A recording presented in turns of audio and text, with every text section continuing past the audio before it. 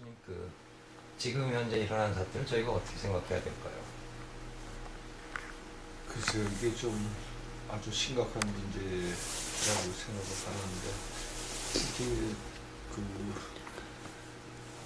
사실 이제 개인적인 얘기를 조금 한다 그러면, 우리나라 지금 외세에 약 120년 동안 지배를 받아왔고, 그 지배를 받는 과정에서 그 외세에 부역한 자들이 우리나라를 지배를 몇 년을 빼고는 지배를 해왔는데, 제 자신 생에도 그 120년 중에서 70년을 직접 살아온 70년 넘게 살아오면서 참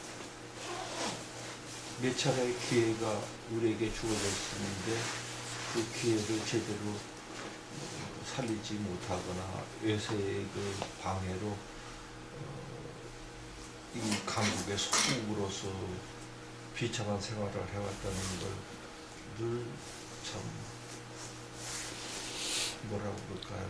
가슴 아프게 생각한다고 할까요? 그런 이제 삶을 살아왔는데, 특별히 그중 일 국무위원장은 두 대통령을 비롯해서 그 실무자들과 많은 그 교류와 신뢰와 또는 경험을 이제 쌓아왔는데, 그것을 활용할 기회가 왔었는데 그걸 활용하기도 전에 그 세상을 떠났다는 점에서 무척 아쉽고, 또 우리 민족에게 주어졌던 좋은 기회가 없어지지 않았나 하는 그런 아쉬움이 남습니다. 예, 조금 전에 말씀하신 대로 김정일 국방위원장께서 우리 두 정상과 정상회담을 통해서 대화를 통한 통일에 접근을 했었던 것들, 반면에 이제 또 천안함이라든가 연평도 포격 같은 그런 어려운 점도 있지 않았었습니까? 그거는 우리 국민들이 어떻게 생각해야 될까요? 아마 어떻게 보면 전 세계에서 양쪽에 이렇게 맞서는 병력이 최신 무기를 포함한 장비를 가지고 대치하고 있는 상황에서는 고의적이든 우발적이든 크고 작은 그런 분쟁이 일어날 수밖에 없게 되어 있습니다. 지금 양쪽에 100만이 넘는 그 젊은 군인들이 대치하고 있는 상황에서 경우에 따라서는 고의일 수도 있고, 경우에 따라서는 우발적인 그런 사건들이 일어날 수도 있다고 이제 일어날 수밖에 없죠. 그리고 또 그 중에는 극단주의자들이 언제나 있기 마련이라서 그런 그 모험을 할 수도 있다고 봅니다. 그러나 우리가 6.25라고 하는 그 민족의 기구를 통해서 전쟁으로는 해결될 수가 없다. 그것은 왜냐 그러면 그 전쟁이 우리의 전쟁이 아니라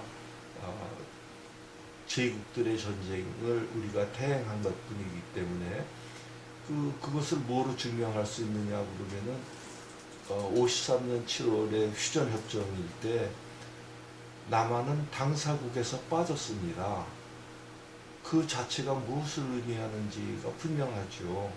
그것은 북한과 중국 그리고 미국이 그 휴전협정의 당사국이 됐다는 것은 미국이 이 전쟁의 주도권을 갖고 시작을 했다고 볼 수밖에 없지 않습니까? 만약 남한 정부가 거기에 들어가지 않았다는 것이 무엇을 의미하는지 아마 아주 어린 학생들도 그 당사자가 누구였다는 것을 알게 되면은 금방 역사를 바로 알게 되지 않을까 그런 생각을 하고, 너무나도 부끄럽고 주체도 없고 주권도 없는 이런 그 상황을 살아왔다는 것이 참 한스럽고 민망스럽고 그렇습니다. 나라가 주권이 없다는 것은 그건 껍데기 정부일 뿐 실제 정부, 다시 말해서 국민을 위한 정부가 될 수가 없다는 것이고, 외세의 영향을 받고 그들의 이익을 위해서 존재한다고 할 수밖에 없죠.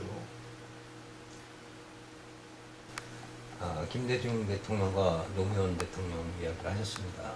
근데 사실 조금만 되돌이켜보면 김영삼 대통령 시절에 그 남북 정상회담이 거의 이루어졌다가 김일성 주석의 사망으로서 사실은 좀 시간이 유보되고 그랬던 부분들이 있었다라고 보여지는데 그 부분에 대한 이야기도 되돌이켜 볼 필요가 있지 않나 싶어서요. 예, 그 당시에 아주 성사 직전에 김일성 주석이 이제 갑자기 사망하는 바람에 그게 무산이 되고 상당한 시간이 걸려서야 다시 추진이 돼서 그 회담을 이제 하게 됐는데 사실은 세상에 분단 국가가 꽤 여럿이 있었지만은 이렇게 오랫동안 그 상대방이 없다고 생각하는 그런 자세로 해왔던 나라는 없거든요.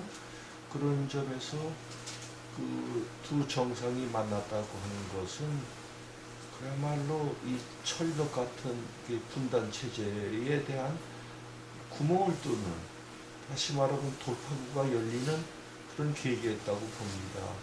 지금 그 남북이 너무 오랫동안 분단되어 있고 교류가 완전히 중지가 되었기 때문에 그 이질감이 상당히 있고 그동안 교육을 통해서 적대감만을 키워왔거든요. 그래서 그것이 우리 같은 민족이라고 하는 생각보다는 적대감을 갖고 있는 그런 막연한 사람들 수가 상당히 있었습니다. 그러나 그 수가 점점 줄어들고 이제는 우리 민족끼리 우선 평화롭게 공존을 하지 않으면 안 된다. 최근에 참 그 갑갑한 심정을 저는 금할 수가 없는데 한번 역사를 조금만 공부를 해보면 일본이 우리의 우방인 적이 있습니까? 난 그 질문을 드리고 싶어요. 그것이 아주 극단으로 나타난 임진왜란부터 그 한국을 병탈한 때까지 또 그리고 지금까지 언제 한번 우리의 그야말로 진정한 이웃은 아닐지라도 이웃에 있는 나라로서의 역할을 한 적이 없습니다. 난 일본이라고 부르고 싶지 않습니다. 이제 차라리 왜냐하면은 사람이라고 하면은 잘못을 저지를 수 있는데 잘못을 저지르고 난 다음이 문제죠. 짐승은 잘못을 저질러도 반성할 줄 모릅니다. 근데 최소한도 사람이라고 하면 반성을 할 줄 알아야 되는데 아주 비근한 예를 하나 들겠습니다. 지난 그 정신대 문제, 그 군 위안부 문제를 위한 20년째 되는 1000회의 그 항의 집회가 있었는데 거기서 그 돌아가신 위안부 영상을 조각으로 만들어서 그것을 일본 대사관 앞에다가 세웠는데 일본 대사관에서는 반성한다는 말은 한마디도 없이 이것을 철거해달라고 얘기를 했습니다.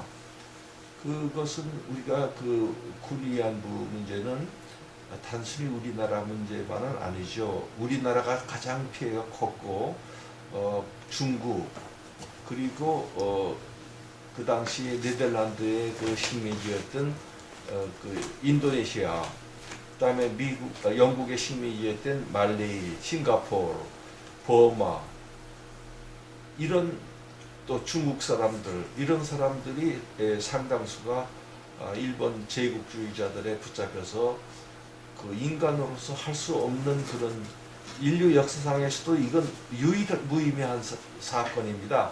전쟁을 통해서 강간, 살인 이런 사건은 무수히 일어났지만 국가가 인간의 인권을 아주 근본적으로 말살하는 이런 정책을 한 적이 없습니다.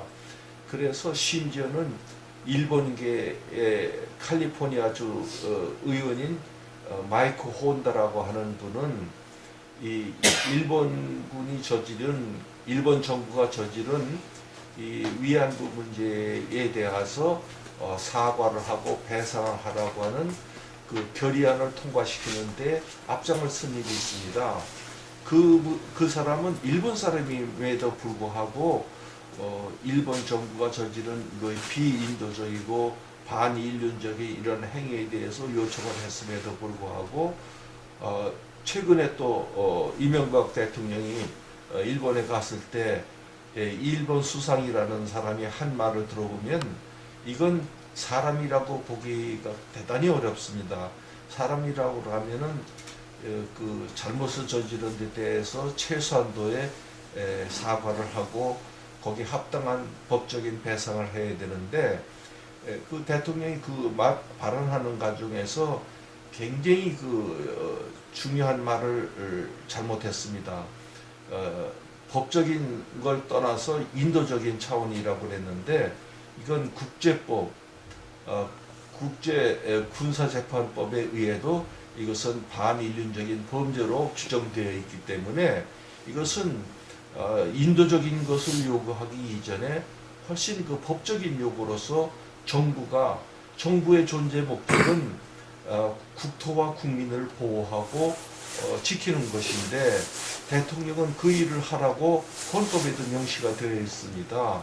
그런데 지난번 헌법재판소에서 대한민국 정부가 그 군 위안부 문제에 대해서 아무 조처도 취하지 않은 것은 헌법에 위반되는 일이라고 했음에도 불구하고 이런 그 논리가 맞지 않는 요청을 했다는 것, 그리고 또 일본 정부가 거기에 대해서 인간으로서 할 수 없는 반응을 보였다는 것을 얘기한다는 것은 일본이 얼마나 우리에 대해서 역사적으로 이웃이 아니라고 하는 것을 명명백백하게 보여주는 사건이라고 저는 보고 있습니다.